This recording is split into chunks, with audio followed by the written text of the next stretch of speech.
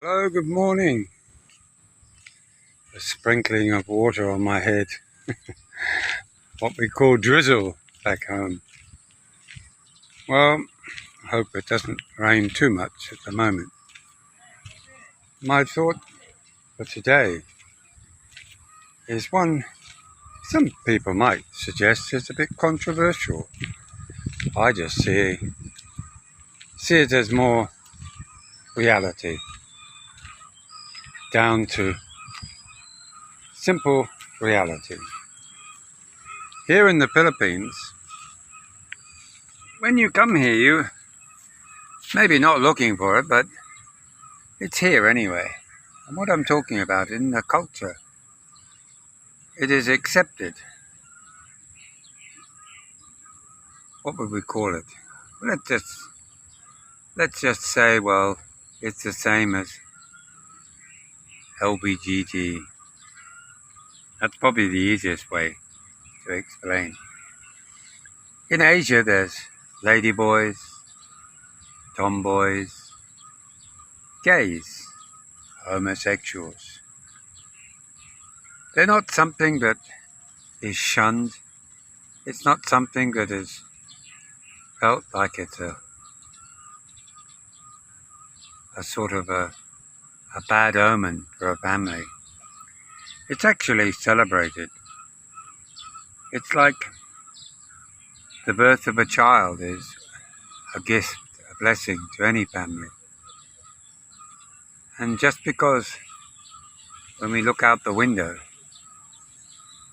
a star falls and it happens to be a ladyboy or a tomboy in the making, that is something that is still a blessing for the family.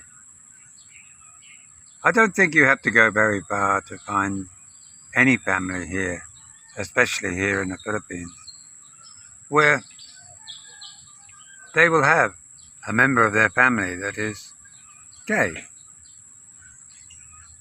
Many who find themselves in that lifestyle, who choose to be in that lifestyle, who embrace it in its entirety, are often nurses, public officials, in entertainment, every walk of life. It's not in any way a hindrance.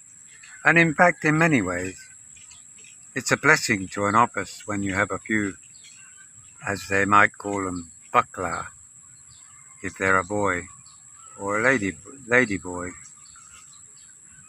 But they're always very humorous. They're a little bit extrovert, and sometimes just quietly reserved, but very male or feminine in their character. They often form relationships with groups of girls, and they become the central focus for those young ladies. In a way, a bit like having a bodyguard amongst them, because after all, they may well feel they're female in their male body, but they're often there in a subtle way to dissuade anybody who might be thinking that they can harm or insult a group of people, because they're always very quick to spout back if they're annoyed. Maybe the male side of them. But that's not a negative. It's a reality here. A reality that you turn the TV on, showtime. It's absolutely full of tomboys, bakla, you name it, it's there. And they're so amusing. They're very clever, they're funny. One of the biggest names here in the Philippines is Vice Ganda. He or she does movies, does entertainment, you name it. He or she is involved in a big way here. Multi-millionaire. I believe his partner is also on the show. And the community as a whole, Filipino people, they embrace that feeling of joy and happiness amongst each other. What the heck, they say. They don't scorn upon those.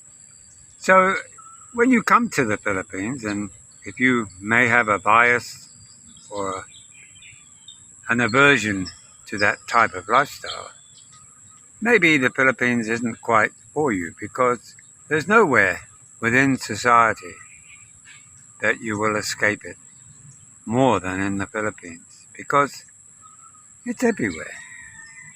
We must embrace it. We must be amused. If we want to ignore it, then be it our way. But it's certainly here to stay. Just like if you go to the Pacific Islands, there's many a young son who adopts the role of a woman. Not necessarily in a gay sense, but that's what they do in their own society and their own culture. So guys, spend a bit of time and realize that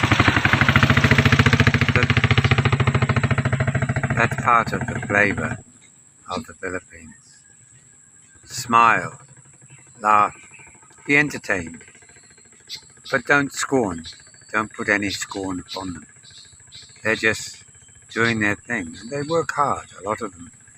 Very, very conscientious, very capable men and women, from whatever point of view they come from. My thought for the day, don't forget to give us a thumbs up. Come on guys, thumbs up. And like, share and subscribe. Bye now.